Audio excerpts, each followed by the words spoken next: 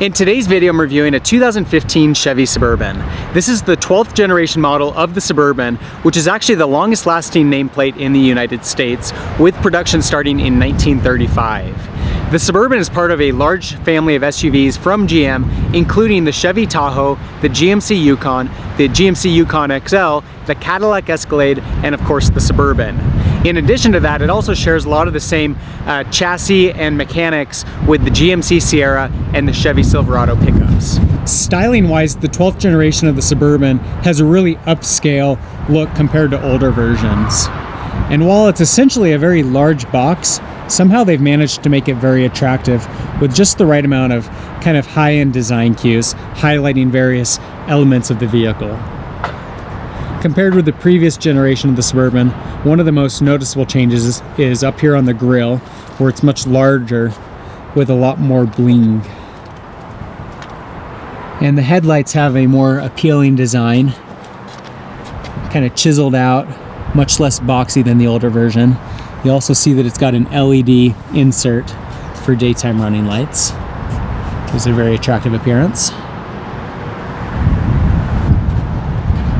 The Suburban, compared with the Chevy Tahoe, is slightly longer, and so off the back of the vehicle here, the Tahoe would essentially cut off about here. Makes it a little easier to drive, but you get a lot less cargo space, especially when that third row seat is in use. With the Suburban, you get plenty of cargo space and a very useful third row seat.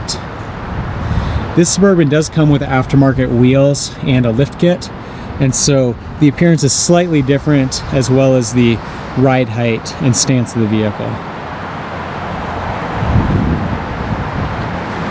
This Suburban is one of many trim level packages available on the Suburban. It's the highest level LTZ. And so with that, you'll get some really nice appearance enhancements and a high level of luxury and safety features. We'll highlight some more of those as we get into the review. Overall, a very attractive SUV, despite the fact that it's got a very boxy appearance to it. The Suburban has been a class leader in this segment forever, really.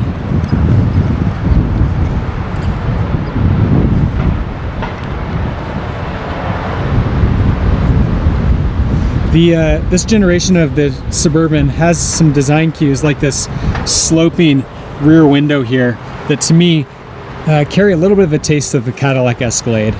And I think maybe that's part of what makes this version of the Suburban have such a premium feel to it, is that it's got a little bit of that same flavor that you get in the Escalade.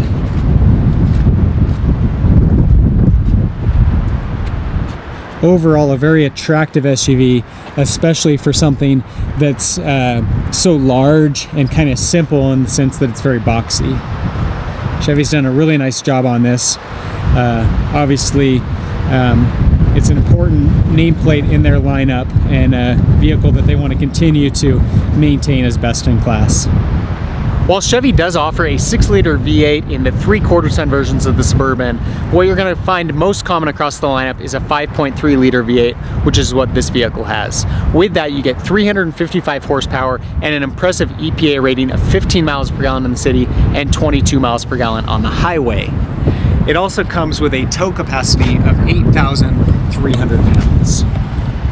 Chevy's done a lot to really refine this engine over the years, and offers a really impressive level of both power and fuel efficiency. One unique feature about this engine is that it's got cylinder deactivation, which means that at highway speeds, when the vehicle's not under strain, it's able to shut off up to 4 of those cylinders. Inside the cabin of the Suburban, you'll find that it has a really nice design with a lot of premium features, especially with this LTZ model. First of all, you've got the Bose sound system. We've got power seats with memory settings for multiple drivers. Obviously, you got power windows and door locks, power mirrors with the ability to automatically fold in the power mirrors, automatic headlights. This vehicle does come with 4-wheel drive. You can also get the Suburban in 2-wheel drive format. Here you've got the ability to adjust towing settings, which changes the transmission settings slightly to enhance towing. It's got a number of safety options here, so you can turn the traction control off. It's got parking sensors, lane keep assist, blind spot monitoring, and then of course you can adjust the gas and brake pedal. controls on the steering wheel for various vehicle settings and media.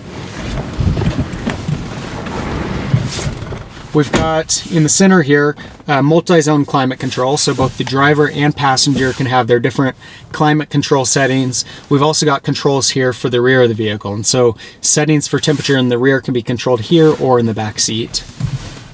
We've got heated seats, so you can heat either the back or the back and the bottom of the seat. It's also got air conditioned seats. You'll see that the same is available for the passenger. We've got a smart key, and so it comes with push button start, so no need to put a key into the ignition of the vehicle. Up here, you got controls for the sunroof. Got OnStar equipped vehicle.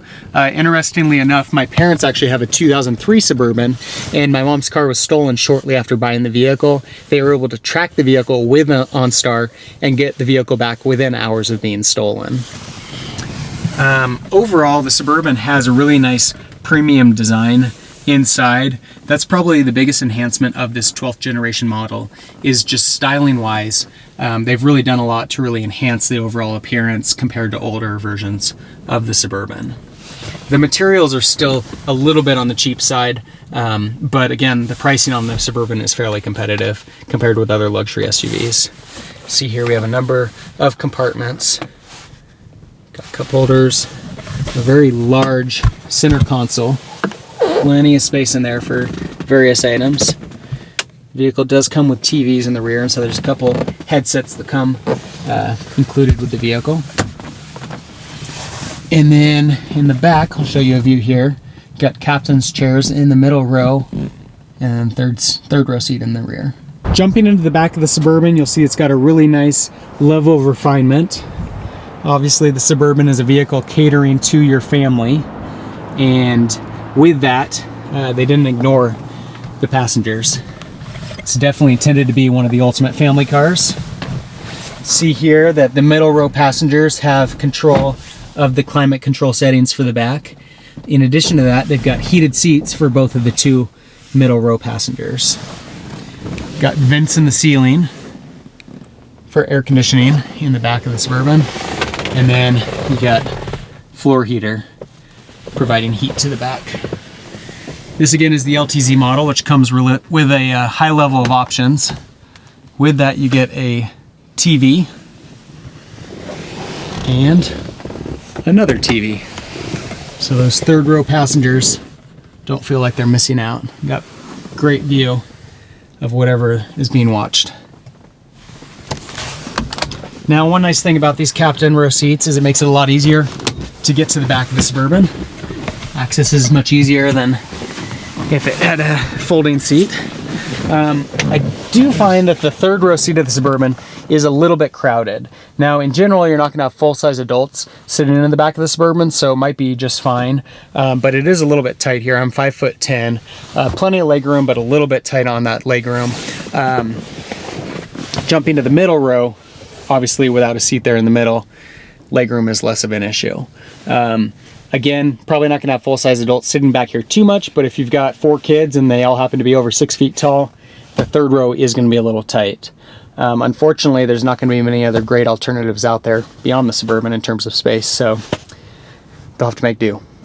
Now, jumping to the back of the Suburban, it does have a power tilting lift gate. In addition to that, this is a really cool feature for folding down those rear seats if you need them. Obviously, there's plenty of cargo space as it is. But if you want to fold down that third row seat, see if I get this right. Oh, I just folded down the middle row seat. Here we'll fold down the third row seat. Third row seat again. And we'll fold down, let's see if this is buttoned. There we go, fold that down. So with the push of a button, you can fold down all those seats. Even better than that, we can now fold these seats back up with the push of a button. The middle row seat you're gonna have to fold up manually, but it's actually very simple to do. Just take it and fold up. So plenty easy. Chevy could not have made it any easier than that. to fold down and fold the seats back up. So that's pretty cool. If you've got large items that you need to transport home from the store, makes it very easy to load those things in without a lot of fuss folding down seats. So it's pretty cool that they included that in this vehicle. So generally for this portion of the review, I'd talk a little bit more about the ride quality and drivability of the vehicle. Given that this vehicle has been lifted aftermarket and has really knobby tires on it, I don't think it's quite as applicable because that does have some impact on the ride quality.